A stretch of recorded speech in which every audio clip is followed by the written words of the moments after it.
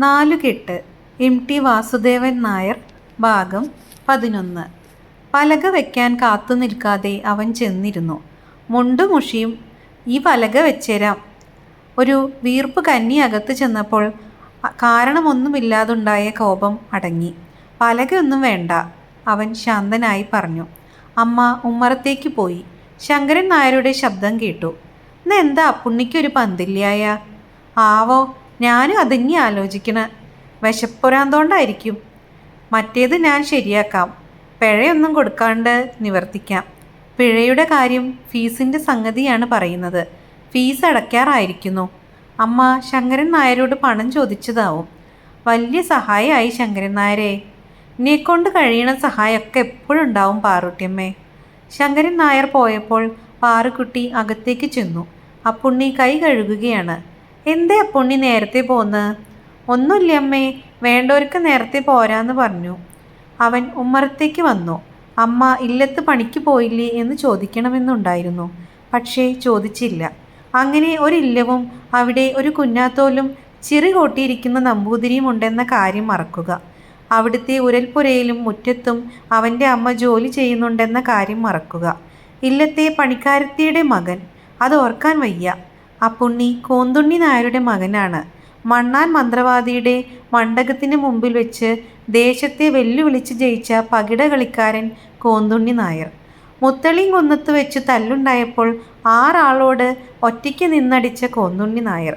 മൂത്താച്ചിയുടെ കൊട്ടിലിൽ വാതിൽ തുറന്നു കിടക്കുന്നു. മൂത്താച്ചിയെ കണ്ടിട്ട് കുറേ കാലമായെന്ന് തന്നെ തോന്നി. വാതിൽക്കലിൽ ഇരുന്ന് മുറത്തിൽ അരി പരത്തിയിട്ട് തടവി കല്ലു പെറുക്കുകയാണ് മൂത്താച്ചി. ആരാ അത്? ഞാനല്ലേ മൂത്താച്ചിയെ. എൻ്റെ അപ്പോ ഈ കല്ലൊന്ന് പെറുക്കിത്തന്നാ.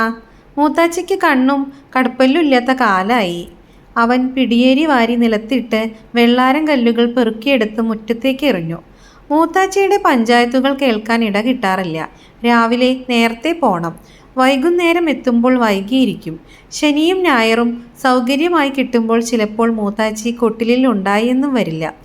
ആരെ അവിടെ വന്നിരുന്ന് അപ്പോ? അതാ ശങ്കരൻ നായരാ. എന്തിനാണാവോ? ഞാൻ ഇപ്പോൾ വന്നേ ഉള്ളൂ. തെങ്ങും പൊറ്റാലേ ശങ്കരൻ നല്ലോനാ. മൂത്താച്ചി അയാളെ പറ്റി ഒരഭിപ്രായം പറഞ്ഞു. പക്ഷേ അവിടെ നിർത്തിയില്ല. എന്നാലും എന്തേ മൂത്താച്ചിയെ? ഒന്നുമില്ല. കല്ല് പെറുക്കിക്കഴിഞ്ഞ് പുറത്ത് കിടക്കുമ്പോൾ മൂത്താച്ചി പറഞ്ഞു, ആളുകൾക്ക് പറയാൻ ഇത്തിരി മതിയെന്ന് വെക്കാം. ആളുകൾ എന്താണ് പറയുന്നത്? കുനിഞ്ഞ് ഒരു കല്ല് പെറുക്കി മുളങ്കൂട്ടത്തിലേക്ക് ഊക്കോടെ എറിഞ്ഞ് അവൻ കുണ്ടുങ്ങലെ പടിക്കലുള്ള കുങ്കുമത്തിൻ്റെ ചുവട്ടിലേക്ക് നടന്നു. വടക്കേപ്പാട്ട് അടുക്കളപ്പണി മുഴുവൻ മീനാക്ഷിക്കാണ്. മീനാക്ഷി ഏടത്തിയെ സഹായിക്കുകയാണ് മാളുവിൻ്റെ ജോലി. അച്ചമ്മയുടെ 2ാമത്തെ മകളാണ് മീനാക്ഷി ഏടത്തി. ഏട്ടൻ്റെ അമ്മയെപ്പോലെയല്ല, മാളുവിനെ കൊണ്ട് അധികം പണിയെടുപ്പിക്കുകയില്ല. അതുകൊണ്ട് തന്നെയാണ് മാളുവിന് അവരെ ഇഷ്ടമാണ്. അവർക്ക് മക്കളില്ല, പ്രസവിക്കുകയുമില്ലത്രേ. മീനാക്ഷി ഏടത്തിയുടെ ഭർത്താവാണ് അച്യുതൻ നായർ. അവൾ വിളിക്കാറുള്ളത് ചെറിയച്ഛൻ എന്നാണ്. വാസ്തവത്തിൽ അങ്ങനെയല്ല വിളിക്കേണ്ടത്. മീനാക്ഷി ഏടത്തി എന്നൊരാൾ വീട്ടിനകത്തുണ്ടെന്ന് അധികം ആരും അറിയില്ല.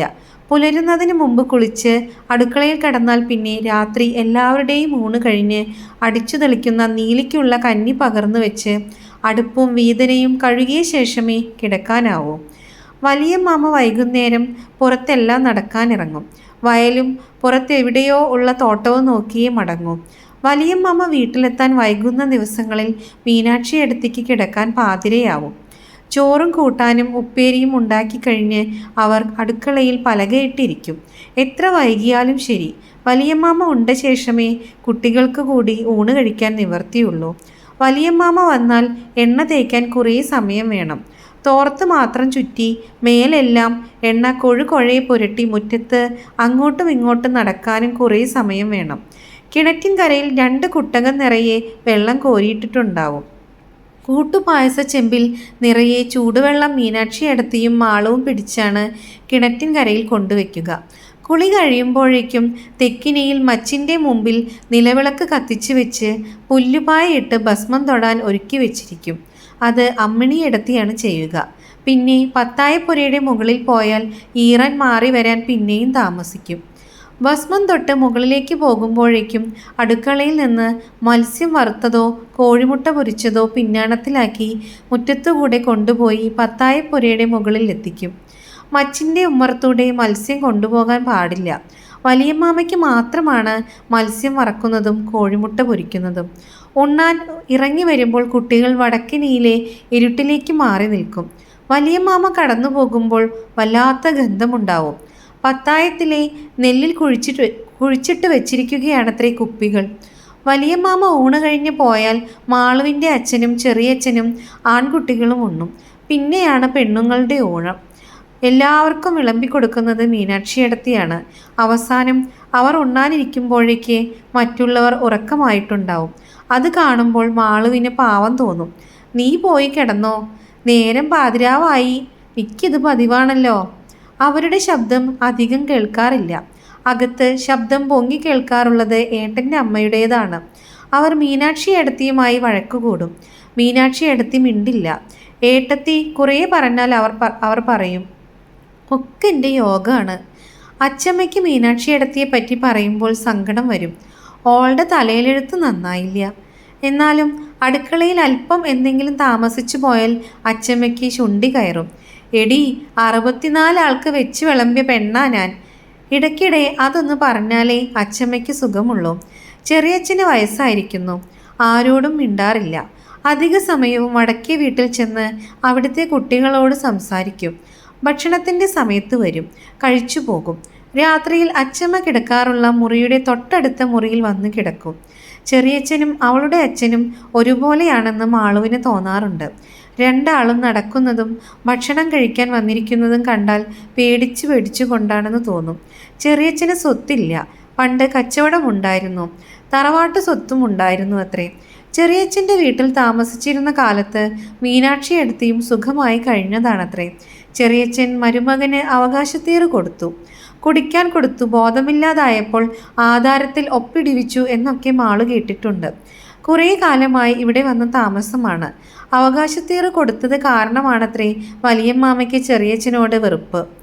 ഏട്ടൻ്റെ അമ്മയ്ക്കും അവരുടെ കുട്ടികൾക്കും വേണ്ടതെല്ലാം ഉണ്ട്.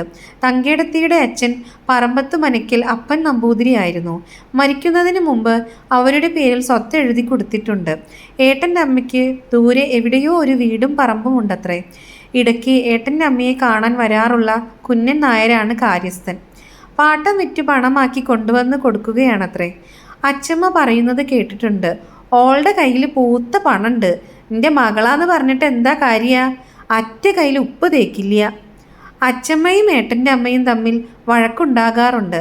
തമ്മിൽ തെറ്റിയാൽ ഉടനെ ഏട്ടൻ്റെ അമ്മ പറയുന്നത് എപ്പോഴും ഒന്ന് തന്നെ, നീ എൻ്റെ കുട്ടികളെയും കഷ്ടത്തിലാക്കൂ നിങ്ങളൊക്കെ കൂടി. ഒരു ദിവസം ഉച്ചയ്ക്ക് വലിയ തിരക്കായി. മതിലിൽ തോരാനിട്ടിരുന്ന മുണ്ടിൻ്റെ പകുതിയും കൊമ്പൊടിഞ്ഞ പശു തിന്നു. അതങ്ങനെയാണ്, മുണ്ടും കുപ്പായവും കണ്ടാൽ തിന്നും. അത് കണ്ട ഏട്ടൻ്റെ അമ്മ ഓടിച്ചെന്ന് മുണ്ടിൻ്റെ ബാക്കി പശുവിൻ്റെ വായിൽ നിന്ന് പിടിച്ചു വാങ്ങി പശുവിനെ കുറേ ചീത്ത പറഞ്ഞു. പശു അത് കേൾക്കാത്ത മട്ടിൽ വെറുതെ പോയപ്പോൾ അകത്തു വന്നിട്ടായി ചീത്ത. ഒരു കുട്ടിയുണ്ടായ അതൊന്ന് നോക്കാൻ. പയ്യ തിന്നണത് കണ്ടു? അച്ചമ്മ ചോദിച്ചു. കണ്ടാലും ആട്ടില്ല. എൻ്റെ മുതൽ പോയാ നിങ്ങളൊക്കെ എന്താ? അതിനൊന്നും ഇവിടെ ആളുണ്ടാവില്ല. തിന്നാൻ ആളുണ്ട്. അച്ചമ്മയ്ക്ക് അത് രസിച്ചില്ല. അന്യന്മാരാരും ഇല്ല ഇവിടെ. അമ്മ കാണില്ല. ഇവിടുത്തെ മുതലാ നശിക്കണത്. മുതൽ കുഞ്ഞീഷ്ണ നോക്കിക്കോളും. എനിക്കെതിരെ ചേതുണ്ട്. ഞാനും എൻ്റെ കുട്ടികളും കഷ്ടത്തിലാവും. ഇവിടെ ബാക്കിയുള്ളവരുണ്ടല്ലോ. അങ്ങനെ പറഞ്ഞ് കയറി അവസാനം ഏട്ടൻ്റെ അമ്മ പറഞ്ഞു, അമ്മയ്ക്ക് ഇനി എൻ്റെ കുട്ടികളെയും കണ്ടുകൂടാ. കണ്ടില്ലേ മോൻ്റെ ത്രിപുത്രനെ ലാളിക്കണ? എൻ്റെ കുട്ടികളെ തിരിഞ്ഞു നോക്കാറുണ്ടോ? അച്ചമ്മ മിണ്ടാതെ നാമം ജപിക്കാൻ തുടങ്ങി. മാളു അവിടെ താമസിക്കുന്നത് അവർക്കിഷ്ടമല്ല. ചെറിയച്ഛനെയും കണ്ടുകൂടാ. കാൽ കാശിന് ഗതിയില്ലാതെ തറവാട് മുടിക്കാൻ വന്നുകൂടിയിരിക്കുകയാണ് ചെറിയച്ഛൻ എന്നാണ് അവർ പതുക്കെ പറയാറുള്ളത്. തെക്കിനിയുടെയും വടക്കിനിയുടെയും മുകളിലെ 3 മുറികൾ ഏട്ടൻ്റെ അമ്മയ്ക്കും മക്കൾക്കുമുള്ളതാണ്. മാളു വല്ലപ്പോഴും മാത്രമേ അവിടെ പോകൂ. ആദ്യത്തെ മുറിയിൽ മേൽക്കട്ടിയുള്ള കട്ടിലുണ്ട്. അതിലാണ് ഏട്ടൻ്റെ അമ്മയും തങ്കേടത്തെയും കിടക്കുക. നടുമുറിയിലാണ് ഭാസ്കരേട്ടനും കൃഷ്ണൻകുട്ടിയും. 3ാമത്തെ മുറി എപ്പോഴും അടച്ചു പൂട്ടിയിരിക്കുകയാണ്. ഒരിക്കലേ അകം കണ്ടിട്ടുള്ളൂ. അതിൽ 2 കട്ടിലുണ്ട്. മീതേക്കിട്ട കിടക്ക, ഉരുണ്ട തലയിണയുമുണ്ട്. മേൽക്കട്ടിക്ക് കസവുമുണ്ട്. ചുമരിൽ നിറയെ ചിത്രങ്ങളും വലിയ ഒരു കണ്ണാടിയും അതിനടുത്ത് മണ്ണുകൊണ്ടുണ്ടാക്കിയ 2 മാൻതലയും. കട്ടിലിൻ്റെ ചുവട്ടിൽ പളുങ്കുപാത്രങ്ങളും വെള്ളിപ്പാത്രങ്ങളുമുണ്ട്. നടുവിൽ വട്ടമേശ. തട്ടിൽ നിന്ന് രസക്കുടുക്കുകളും തൂക്കിയിട്ടിട്ടുണ്ട്. ആ മുറി തങ്കേടത്തിക്കുള്ളതാണ്. നിക്കൊരു പെൺകുട്ടിയാ, ഓൾക്ക് ഒരാൾ വന്നാൽ ഒരു സ്ഥലം വേണ്ടേ? തങ്കേടത്തിയുടെ സംബന്ധക്കാരൻ വരുമ്പോഴേക്ക് ആ അറ ഒരുക്കി വെച്ചിരിക്കുകയാണ്. തങ്കേടത്തി 5 വരെ സ്കൂളിൽ പഠിച്ചിട്ടുണ്ട്. 15 തങ്കേടത്തിക്ക്. മാളുവിന് വരുന്ന കുംഭത്തിൽ 12 തികയുകയുള്ളൂ. അച്ചമ്മയുടെ മുറിയിലാണ് മാളു ഉറങ്ങുക. മച്ചിനടുത്തുള്ള തെക്കിനിയിൽ നിന്ന് കിടക്കാവുന്ന ഒരു മുറിയുണ്ട്. അതിലാണ് മാളുവിൻ്റെ അച്ഛൻ കിടക്കുക. അതിൽ ഓട കൊണ്ടുള്ള ഒരഴുക്കോലും മൂലയിൽ മടക്കി വെച്ച പായയും മാത്രമേയുള്ളൂ. അച്ചമ്മ ഉയരം കുറഞ്ഞ ഒരു കട്ടിലിലാണ് കിടക്കുക. താഴെ പായയിൽ മുണ്ടി വിരിച്ച് മാളുവും. മഴക്കാലം വന്നപ്പോൾ അച്ചമ്മ പറഞ്ഞു, ഇങ്ങോട്ട് കയറി കിടന്നോ മാളോ, നല്ല മഴയും തണുപ്പും ഉള്ളപ്പോൾ കരിമ്പിടത്തിൻ്റെ ചുവട്ടിൽ കിടക്കാൻ രസമുണ്ട്. മാളു അവിടെ ഉണ്ടെന്ന കാര്യം തന്നെ അച്ഛൻ ആലോചിക്കാറില്ല. വിളിക്കാറും ഒന്നും പറയാറുമില്ല. അവൾക്കൊന്നും വാങ്ങിക്കൊടുത്തിട്ടുമില്ല. ഓൻ്റെ കയ്യിൽ വല്ലതും ഉണ്ടാവണ്ടേ? നിലങ്ങൾ വിറ്റുപോകുന്നതിന് മുമ്പ് കൃഷിക്ക് കാര്യസ്ഥനുണ്ടായിരുന്നു. ഇപ്പോൾ മാളുവിൻ്റെ അച്ഛൻ തന്നെയാണ് നോക്കുന്നത്. രാവിലെ നേരത്തെ എഴുന്നേറ്റ് മുറ്റത്തെ പടിഞ്ഞാറേ ഇറയത്ത് പോയി നിന്ന് കൂക്കും. അപ്പോൾ കുന്നിൻ പുറത്തു നിന്ന് 4-5 മറുകൂക്ക് കേൾക്കും. കുന്നിൻ പുറത്താണ് ചെറുമച്ചാളകൾ. അയ്യപ്പനും ചാത്തനും താമിയും അയ്യപ്പൻ്റെ മകൻ കണക്രായുമെല്ലാം ഇറങ്ങി വരും. അവർ തൊഴുത്തിൽ നിന്ന് മൂരികളെ അഴിച്ച് വെള്ളം കാട്ടി പുറത്തിറക്കുമ്പോൾ അച്ഛനും കൂടെ പോവും. പിന്നെ വരുന്നത് ഉച്ച തിരിയുമ്പോഴാണ്. തൊഴുത്തിൽ 4 ഏറ് കന്നുണ്ട്. 3 ഏറ് മാത്രമേ പൂട്ടാനുള്ളൂ. പിന്നെയുള്ളത് കാളപൂട്ടിന് മാത്രം. ഇറക്കാറുള്ള എരുതും മണിക്കാളയുമാണ്. വലിയമ്മാമയ്ക്ക് കാളപൂട്ട് ജീവനാണ്. പടിക്കിലെ ഈർച്ചക്കണ്ടത്തിൽ കഴിഞ്ഞ മിഥുനത്തിൽ കാളപൂട്ടുണ്ടായി. പല സ്ഥലങ്ങളിൽ നിന്നും കാളകൾ വന്നിരുന്നു. ആനക്കരയും കുമരനെല്ലൂരും ഈർച്ചയുണ്ടെങ്കിൽ കൊണ്ടുപോകും. വലിയമ്മാമ കിടക്കുന്നതിന് മുമ്പ് റാന്തലെടുത്ത് തൊഴുത്തിൻ്റെ കോലായിൽ വന്ന് നോക്കും. പുല്ലുവട്ടിയിൽ വൈക്കോൽ നിറച്ചില്ലേ, കഴുത്തിലെ കെട്ടു ശരിയായിട്ടില്ലേ എന്നൊക്കെ പരിശോധിക്കും. മാസത്തിലൊരിക്കൽ തൃത്താല ചന്തയിൽ നിന്ന് ആട്ടിത്തല കൊണ്ടുവരും. വേവിച്ച് ഇടിച്ച് എരുതിനും മണിക്കാളയ്ക്കും കൊടുക്കാനാണ്. ആഴ്ചയിലൊരിക്കൽ നീളൻ മുളനാഴിയിൽ നിറച്ച് എണ്ണ കോരിക്കൊടുക്കും. കാളയ്ക്ക് കൊടുക്കാനുള്ള എണ്ണ എള്ളു കൊടുത്ത് ആട്ടിച്ചു വാങ്ങിക്കുകയാണ്. എള്ള് തച്ചു കഴിഞ്ഞാൽ ആദ്യം അതാണ് ചെയ്യുക. പിന്നെ ചാക്കിലാക്കി അമ്മായിയുടെ വീട്ടിലേക്ക് കൊടുത്തയക്കും. ചത്തയും മുറിയുമാണ് അകത്തേക്ക്. എള്ളു വറുത്തിടിച്ച് തിന്നാൻ അച്ചമ്മയ്ക്ക് എപ്പോഴും പൂതിയാണ്. മാസത്തിൽ 4 എണ്ണയാണ് അകത്തേക്കുള്ള കണക്ക്. ചൊവ്വാഴ്ചയും വെള്ളിയാഴ്ചയും പെണ്ണുങ്ങൾ എണ്ണ തേച്ച് കുളിക്കേണ്ട ദിവസങ്ങളാണത്രേ. അന്ന് തലയിൽ ഒരു തുള്ളി തേക്കും. ഏട്ടൻ്റെ അമ്മയും കുട്ടികളും അതിൽ പങ്കുചേരാറില്ല. മുകളിലെ നടുമുറിയിൽ വലിയ കറുത്ത ഭരണിയിൽ ഏട്ടൻ്റെ അമ്മ എപ്പോഴും എണ്ണ വാങ്ങി വെച്ചിട്ടുണ്ടാവും. അച്ഛനോട് എന്തെങ്കിലും പറയാൻ മാളുവിന് മടിയാണ്. ഏലസിൻ്റെ കൊളുത്ത് പൊട്ടിയപ്പോൾ ഒന്ന് നേരെയാക്കി കിട്ടണമെന്നുണ്ടായിരുന്നു. അച്ഛനോട് പറയാൻ വേണ്ടി അച്ചമ്മയോട് പറഞ്ഞു, തട്ടാൻ കുഞ്ചുവിന് 4 അണ കൊടുക്കണം. ഓൻ്റെയിൽ കാശുണ്ടാവുമോ ആവോ? കുഞ്ചു ഈ വഴിക്കാ പോണ്, കണ്ടാ വിളിക്കേ, ഞാൻ പറഞ്ഞ് നേരാക്കി ചേരേണ്ട. അച്ഛൻ്റെ കയ്യിൽ പണമില്ലെന്ന് അവൾക്കറിയാം. എന്നിട്ടും അച്ചമ്മ അത്തം കഴിഞ്ഞപ്പോൾ പറഞ്ഞു, കുട്ടാ ഒരോണാ വരണത്, ചെറിയേറ്റ് നോക്കി 2 മുണ്ടും 1.5 എടുക്കണം. ആ പെണ്ണിനെ തിരുവോണമായിട്ട് ഉടുപ്പിക്കണം. അച്ഛൻ ആരോടോ പരിഭവം പറയുന്ന സ്വരത്തിൽ പറഞ്ഞു, എൻ്റെ കയ്യിൽ കാശില്ല. 10-13 വയസ്സായി. ഈ പ്രായത്തിലൊക്കെ പെൺകുട്ടിയോള് തരളും. ആളോള് പറയില്ലേ ചരടും കോണായിട്ട് നടത്തിയാൽ. അച്ഛൻ മിണ്ടാതിരുന്നു. നീ എന്താ മിണ്ടാത്തത്? ഞാൻ എന്താ പറയണ്? ഓൾക്ക് പിന്നെ ആരാ അതൊക്കെ ചെയ്യാൻ? ഇത് നല്ല കാര്യം. അച്ഛൻ മിണ്ടുന്നില്ല. കുട്ടാ, ആ നീ എന്താ അതിന് കണ്ടിരിക്കണ്? അച്ഛൻ ഇരിക്കുന്നിടത്ത് നിന്ന് എഴുന്നേറ്റു. സ്വതവേ കറുത്ത മുഖം ഒന്നുകൂടെ കറുത്തിരുന്നു. അമ്മയെ രൂക്ഷമായി നോക്കിക്കൊണ്ട് പറഞ്ഞു, എൻ്റെ കയ്യിൽ കെട്ടിരിപ്പുണ്ടെന്ന് തോന്നുന്നു നിങ്ങളുടെ വർത്താനം കേട്ടാ. ഇതിന് കെട്ടിരിപ്പ് വേണോ? അമ്മയ്ക്ക് നിശ്ചയുണ്ടോ? കൊല്ലത്തിൽ 4 വല്യുണ്ടും 2 തോർത്തും 2 കൈക്കോണമാണ് എനിക്ക് തറവാട്ട് വക കിട്ടണം. അതൊക്കെ എനിക്ക് നിശ്ചയുണ്ട്. പിന്നെ എന്ത് പൊന്നാര ഈ പറയണ്?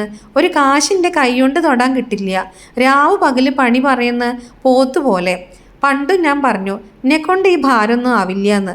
അത്യാവശ്യം കൊടുക്കാൻ വയ്യാത്തോൻ സംബന്ധം ചെയ്യാൻ പോവരുത്. ഞാൻ പറഞ്ഞില്ലേ വേണ്ടാന്ന്. ആ ഭാരം പോയില്ലേ? പോയവർക്ക് കഷ്ടപ്പെടാണ്ട് കഴിഞ്ഞു. ഒക്കെ വേണമെന്ന് വിചാരില്ലാണ്ടല്ല. എൻ്റെ കയ്യിൽ എവിടെയാ ഒരു മുക്കാല്? വലിയ മാമ സ്വന്തം ഇഷ്ടത്തിനാണ് മരുമകനെ കൊണ്ട് കല്യാണം കഴിപ്പിച്ചത്. സ്വന്തത്തിൽപ്പെട്ട ഒരു കാരണവരുടെ മകളായിരുന്നു മാളുവിൻ്റെ അമ്മ.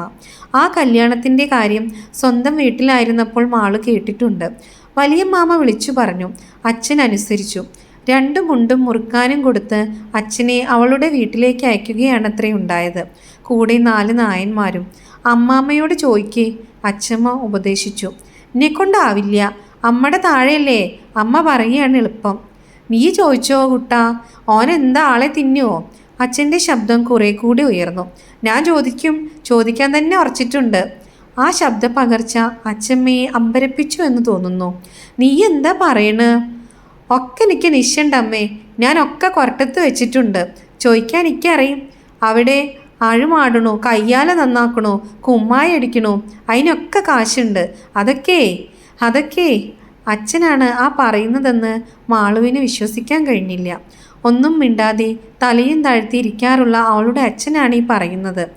അതൊക്കെ ഞാൻ ചേറും ചളി കുടിച്ചുണ്ടാക്കിയ കാശാ. മിണ്ടല്ലടാ, കുഞ്ഞീഷ്ണം കേൾക്കൂലോ ഭഗവാനെ. അച്ഛമ്മ പരിഭ്രമിച്ച് തലയിൽ കൈവച്ചു. ഒരു ദിവസം ഞാൻ കേൾപ്പിക്കും, മരുമകൻ്റെ തൊള്ളയിൽ കുഴ എന്ന വിചാരം എന്നും പറഞ്ഞ് അച്ഛൻ ഇറങ്ങിപ്പോയി. അച്ഛമ്മയും വലിയമ്മാമയും തമ്മിൽ ഇപ്പോൾ മിണ്ടാറില്ല. മുമ്പ് അകത്തേക്ക് എന്തെങ്കിലും കാര്യം പറയാനുണ്ടെങ്കിൽ വലിയമ്മാമ ഉടപ്രനോളെ വിളിച്ചാണ് പറയുക.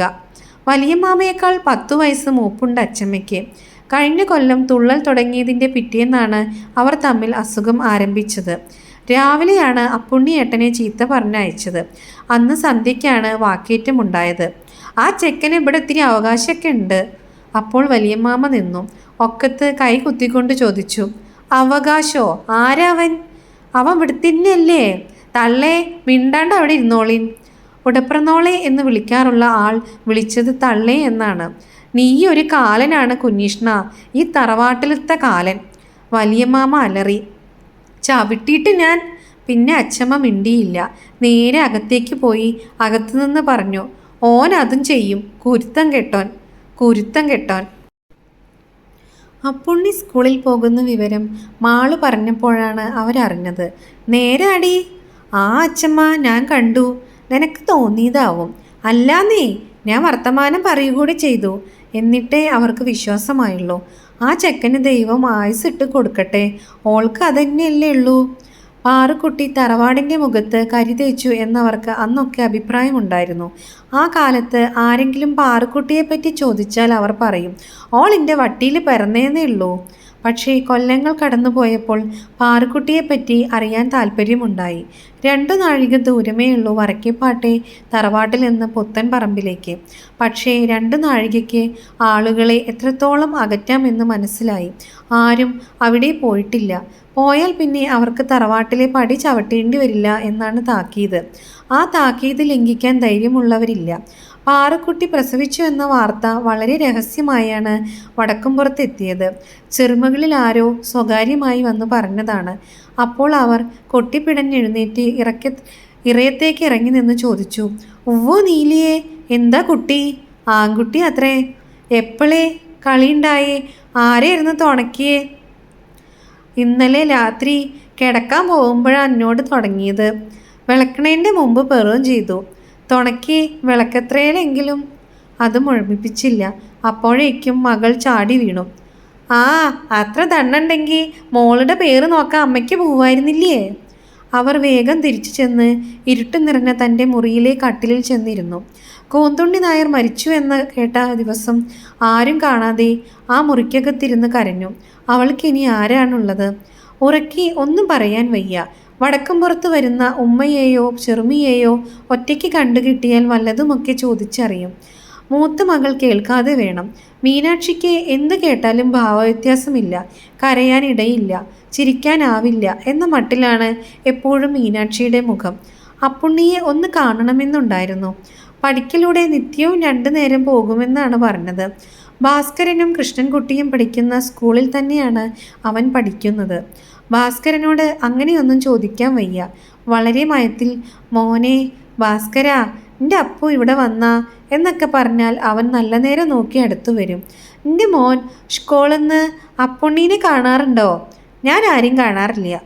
അല്ല ഭാസ്കര, ഓനും എൻ്റെ സ്കൂളിൽ തന്നെയല്ലേ? കുട്ടികൾക്കൊക്കെ ദിവസം കണ്ടു ഞാൻ കണക്കെടുക്കണം എന്നുണ്ടോ എന്നാണ് അവൻ ചോദിച്ചത്. വൈകുന്നേരം തൊടിയിലൂടെ അതിരിൽ ചെന്നു നിന്നാൽ അപ്പുണ്ണിയെ കാണും. പക്ഷേ മുറ്റത്തേക്ക് ഇറങ്ങാൻ തന്നെ കുറേ പ്രയാസമുണ്ട്. മുതുക് നിവരില്ല. 10-12 ഒതുക്കുകൾ ഇറങ്ങിയിട്ട് വേണം തൊടിയിലെത്താൻ. ഇറങ്ങിയാലും കയറിപ്പോരാൻ വലിയ പണി. പിന്നെ അതിരിൽ നിന്ന് ചെന്നു നിന്ന് അപ്പുണ്ണിയോട് സംസാരിക്കുന്നത് ആങ്ങളെ കണ്ടാൽ കണക്കായി. ചവിട്ടുമെന്നാണ് പണ്ട് പറഞ്ഞത്. അത് അവർക്ക് എത്രയായാലും മറക്കാൻ കഴിയുന്നില്ല. കുട്ടിക്കാലത്ത് മേല് മുഴുവൻ ചിരങ്ങു പിടിച്ചു നടക്കുന്ന കാലത്ത് മുള്ളിലപ്പൊടിയിട്ട് തേപ്പിച്ചിരുന്നതും കുളിപ്പിച്ചിരുന്നതും അവരാണ്. അമ്മയ്ക്ക് കുട്ടികളെ നോക്കാൻ നേരമുണ്ടായിരുന്നില്ല. രാവിലെ ഒക്കത്തിരുത്തിയാൽ വൈകുന്നേരം ഉറക്കി കിടത്താനായിരിക്കും താഴെ വയ്ക്കുക. അങ്ങനെ കൊണ്ടു നടന്ന് ചോറ് കൊടുത്ത് കുളിപ്പിച്ച് കൂടെ കിടത്തി ഉറക്കി വളർത്തിയ അനുജനാണ് കുഞ്ഞികൃഷ്ണൻ. കാരണവരായപ്പോൾ സംസാരിക്കാനും നേരവും സൗകര്യവുമൊക്കെ നോക്കി ചെന്നിട്ട് വേണം. അവസാനം കിട്ടിയത് ചവിട്ടിയിട്ടു ഞാൻ. അതോർത്തപ്പോൾ അവരുടെ കണ്ണു നിറഞ്ഞു. അനുഭവിക്കും, ഇതിനൊക്കെ അനുഭവിക്കും. ആരോടാ അച്ചമ്മ പറയണ? മാളു വാതിക്കൽ നിന്ന് എത്തി നോക്കി ചോദിച്ചു. ആരോടുമില്ല. എൻ്റെ കുട്ടിയെ പതിറ്റടി വിരിയുന്ന നേരമായോ? ആവണു അച്ചമ്മ. ഒന്ന് കാണായിരുന്നു വെച്ചാ അതിനും ആ കാലം സമ്മതിക്കില്ല. അപ്പുണ്ണിയേട്ടൻ വരാൻ ഇത്തിരിയും കൂടി കഴിയണം. മാളുവിന് ഒരു കണക്കുണ്ട്. ഓമത്തൈൻ്റെ നിഴൽപാത്രം വെക്കുന്ന കല്ലിൽ തൊട്ട് ഇത്തിരി കൂടി കഴിയണം. അപ്പോഴേ അപ്പുണ്ണിയേട്ടൻ വരുള്ളൂ. പറഞ്ഞിട്ടെന്താ, ആ കാലം പഠിക്കലെത്തിയിട്ടുണ്ടാവുമല്ലോ. വലിയമ്മാമ പോയില്ലോ. കാലനെ പറ്റി പറഞ്ഞു പോയത് അവൾ മനസ്സിലാക്കിയത് അവർക്ക് രസിച്ചില്ല. നിനക്കാ നിശ്ചയം? ഉവ്വ അച്ചമ്മ. അമ്മിണിയടുത്തിയും വല്യമ്മാമയും കൂടിയിട്ടാ പോയത്. മറ്റന്നാളേ വരുള്ളൂത്രേ. പോയാലും വന്നാലും നിൽക്കൊന്നുമില്ല. അവരാലോചിച്ചു. ആങ്ങളയില്ല. അപ്പുണ്ണിയെ ഒന്ന് കണ്ട് വിവരങ്ങൾ അന്വേഷിച്ചാലോ? കുഞ്ചുകുട്ടിക്ക് അതിഷ്ടമാവില്ല. പക്ഷേ അവളുടെ ഇഷ്ടവും ഇഷ്ടക്കേടും എന്തിനു ശ്രദ്ധിക്കുന്നു? കുഞ്ചുകുട്ടി ചെറുപ്പത്തിൽ ഇങ്ങനെയായിരുന്നില്ല. 3 പെൺമക്കളിൽ വെച്ച് കൂടുതൽ സ്നേഹമുള്ളവളായിരുന്നു. നമ്പൂരി സംബന്ധം തുടങ്ങിയത് മുതൽക്കേ മട്ടൊക്കെ മാറി. അവൾക്കിഷ്ടമുണ്ടായിരുന്നില്ല ആ ബന്ധം. അമ്മയും അമ്മാമ്മയും നിർബന്ധിച്ചപ്പോൾ എതിര് പറഞ്ഞില്ലെന്നത് മാത്രം. അതുകൊണ്ടാണിപ്പോൾ അന്തസ്സ് കാട്ടാറായത്.